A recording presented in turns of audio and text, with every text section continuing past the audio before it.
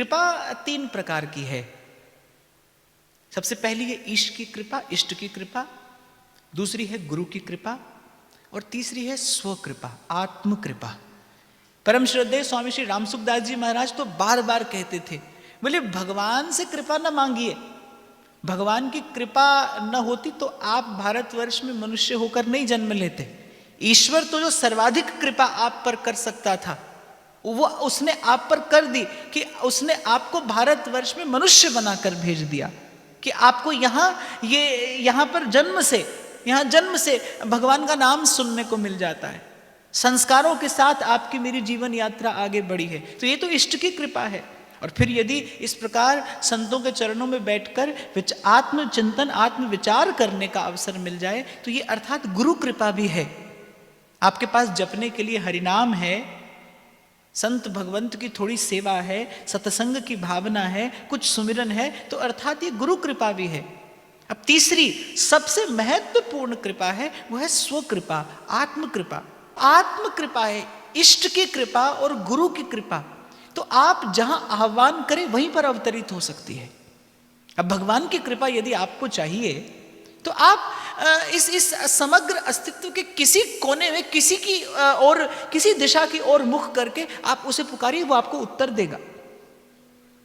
वहां तो पूर्व पश्चिम का विचार नहीं है, वहां देश काल का विचार नहीं है। जब अपमान हो रहा था द्रौपदी का, तो द्रौपदी ने यह थोड़ी देखा होगा कि कौन सी दिशा में पुकारूं, किस नाम से पुकारूं। उस समय इतनी पीड़ा से आकुल व्याकुल द्रौपदी जिस और मुख आया उसने उठा दिए हाथ, और जो नाम स्मरण आया उस नाम से उसने पुकारा, उसे उत्तर मिला। तो इष्ट की कृपा तो कभी भी पाई जा सकती है, कहीं भी पाई जा सकती है। और यदि आपने गुरु तत्व को जाना है तो फिर गुरु भी नाम के रूप में, मंत्र के रूप में सदा ही आपके संग रहता है। अंधकार महा गुरु मंत्र उजारा, गुरु के संग सगल निस्तारा, गुरु का शब्द न मेटे कोई, कह नानक नानक हरि। और मैं तो आपको यहां एक छोटी सी बात और भी निवेदन करूं, इससे कम गुरु का सानिध्य कभी प्राप्त मत करिए। गुरु का सानिध्य ऐसा हो कि गुरु सतत सर्वदा सर्वत्र आपके संग हो, यही गुरु का सानिध्य है और यही गुरु के सानिध्य का अर्थ भी है। ऐसा गुरु किस काम का जो कभी मिला और कभी छूटा। हमारे ध्रुवदास जी कहते हैं, आवत जात न जानिए जैसे छां और धूप। आपको और मुझे गुरु का संग ही तो नहीं करना आता, किस प्रकार गुरु का सेवन किया जाता है, किस प्रकार गुरु का संग किया जाता है। गुरु जब नाम देता है, गुरु जब मंत्र देता है, गुरु जब विचार देता है, गुरु जब आपको शुभ संकल्प देता है, गुरु जब आपको इष्ट से मिलने की भावना देता है, तो नाम से गुरु के सानिध्य का सदा सर्वदा भावना से लाभ लिया जाना चाहिए कि आपकी जिह्वा पर जब जब नाम रहे, अर्थात आपका गुरु ही आपके संग में है। नाम के रूप में, मंत्र के रूप में गुरु ही आपका सदा संगी और सहाई होता है। इसी प्रकार से गुरु चरणों का सेवन किया जाता है। एक बार गुरु जीवन में आए फिर जाए नहीं, एक बार गुरु आपको स्वीकार करे फिर सदा आप गुरु के संग और गुरु आपके संग। जिस घड़ी मां जन्म देती है बालक को, बालक बड़ा होता है, तन से मां के निकट रहे दूर रहे। मैं तो शायद ठीक से नहीं जानता,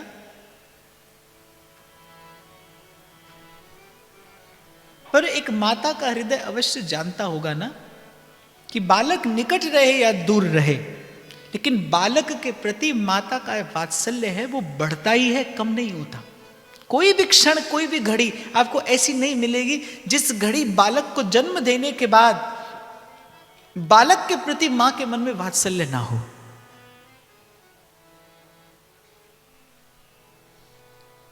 ठीक ऐसे जिस घड़ी गुरु से संबंध स्थापित होता है, जिस घड़ी दीक्षा की विधि पूर्ण होती है, हाँ यहां इतना मैं अवश्य कहूंगा, दीक्षा हो, वो वस्तुतः दीक्षा हो।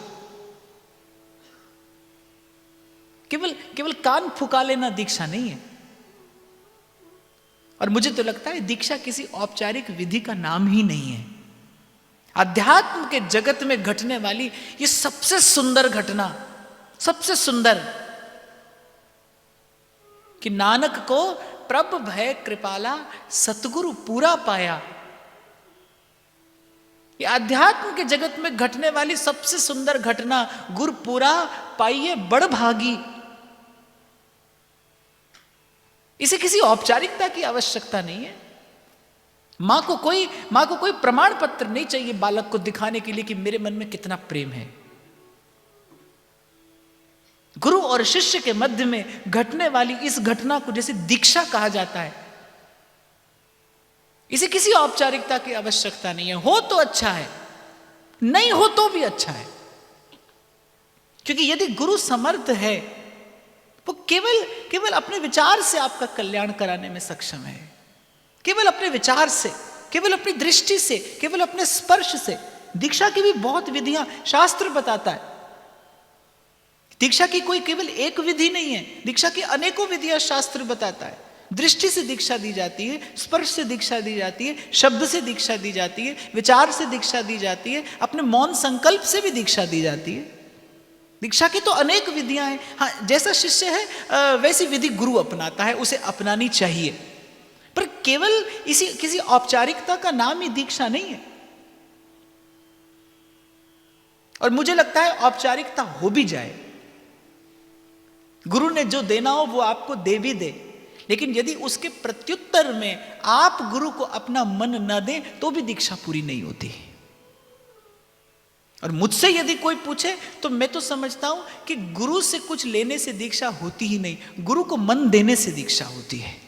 गुरु से आपको कुछ मिले ना मिले, हमारे व्यास जी इसका प्रमाण देते हैं। कहते गुरु के माने शिष्य नहीं, शिष्य माने गुरु हुई। कितना कितना सरल है गुरु खोजना। देखिए व्यास जी कह रहे हैं गुरु के माने शिष्य नहीं, गुरु किसी को अपना शिष्य माने क्या कुछ लाभ होगा? कभी नहीं होगा। यदि केवल गुरु ही शिष्य को अपना शिष्य माने और शिष्य के मन में वो समर्पण, वो भाव, वो श्रद्धा, वो विश्वास, वो बुद्धि ना हो, तो क्या आध्यात्मिक लाभ होगा शिष्य को? कदापि नहीं होगा। क्षमा करना, मेरे पास कभी कभी जब दीक्षा के निवेदन पत्र आते हैं तो मैं आश्चर्यचकित रह जाता हूं कि ऐसे ऐसे लोग मेरे पास आते हैं जो 20-20 वर्ष से किसी एक व्यक्ति से, किसी पद्धति से जुड़े रहे, लेकिन कहते हैं कि कभी मन नहीं लगा। कैसे आपने अपने जीवन के 20 वर्ष निकाल दिए? आपने 20 वर्ष व्यर्थ कर दिए अपने जीवन के, जब आपका मन नहीं था, जब उस विचार के प्रति, उस भावना के प्रति, उस पद्धति के प्रति आपकी श्रद्धा नहीं थी। खैर, पर गुरु के माने शिष्य नहीं, शिष्य माने गुरु हो। और गुरु आपको नकारता रहे, गुरु आपको अस्वीकार कर दे, मैं तो यहां तक आपको कहता हूं, गुरु आपको अस्वीकार कर दे कुछ देने से, पर यदि आपकी भावना पूर्ण है तो आप समर्थ होंगे गुरु से सब ले लेने के लिए। सब अर्थात सब।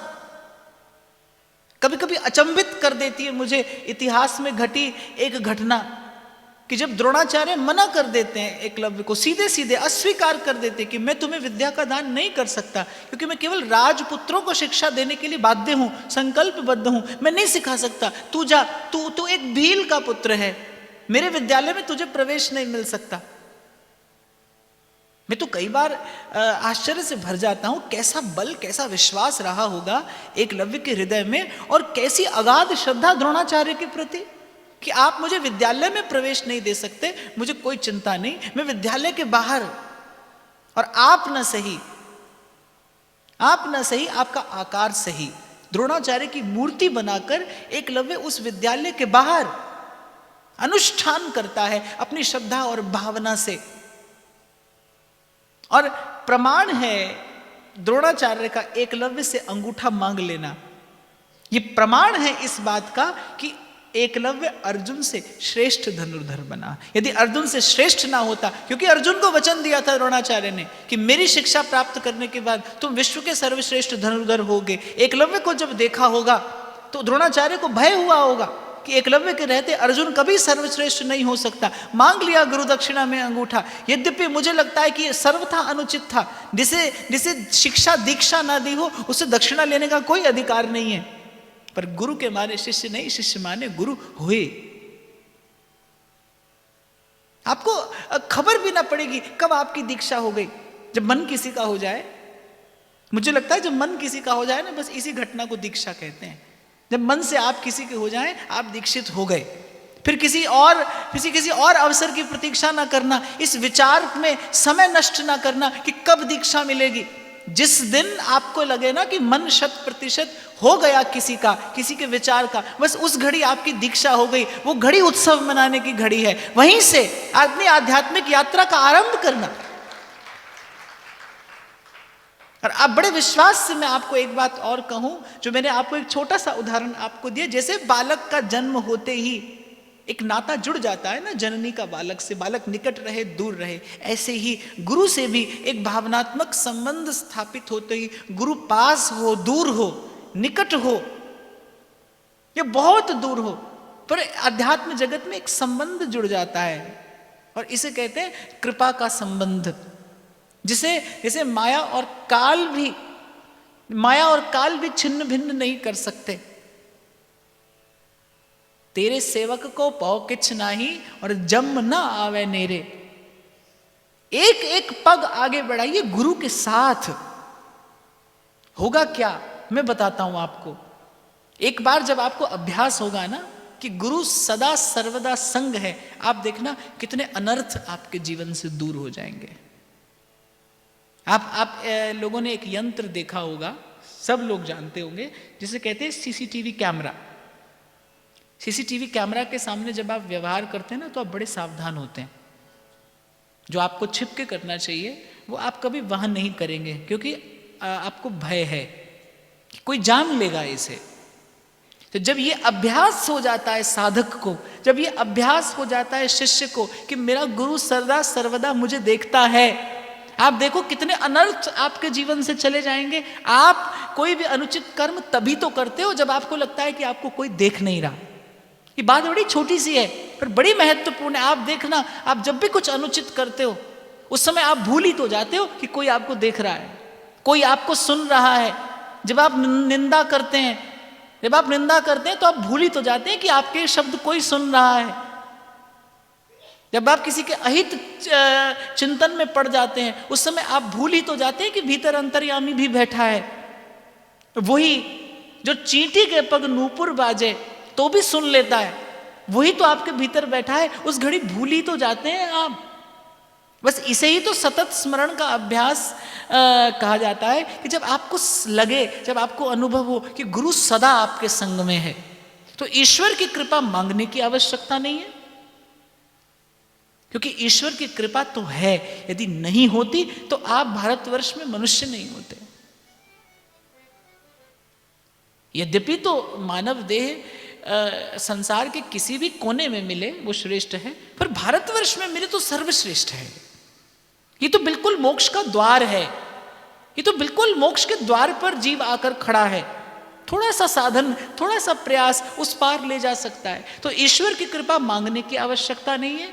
और गुरु की कृपा एक बार मिले तो फिर विश्वास रखिए वो कहीं जाने वाली नहीं है। बालक कितना रूठ जाए, बालक कितना उद्दंड हो, और आजकल के बालक तो आपको ऐसे भी देखने को मिल जाएंगे जो अपने हाथ से माँ की उंगली पकड़कर उसे वृद्धाश्रम में छोड़कर आते हो। पर मैं आपको कहता हूँ, क्योंकि मैंने वहाँ भी जाकर कभी थोड़ा समय व्यतीत किया, इसलिए आपसे कह रहा हूँ कि वृद्धाश्रम में पड़ी उस माता से भी जाकर कभी आप पूछेंगे ना उसकी संतान के विषय में, तो उसका उत्तर प्रेम ही होगा, स्नेह ही होगा, आशीर्वाद ही होगा। वो आशीर्वचन ही कहेगी उसके लिए।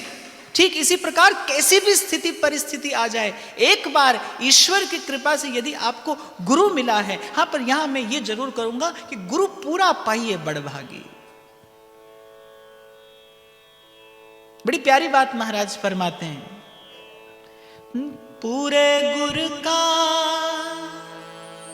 सुन उपदेश, पार ब्रह्म निकट कर पेख, सांस सांस सिमरे गोविंद।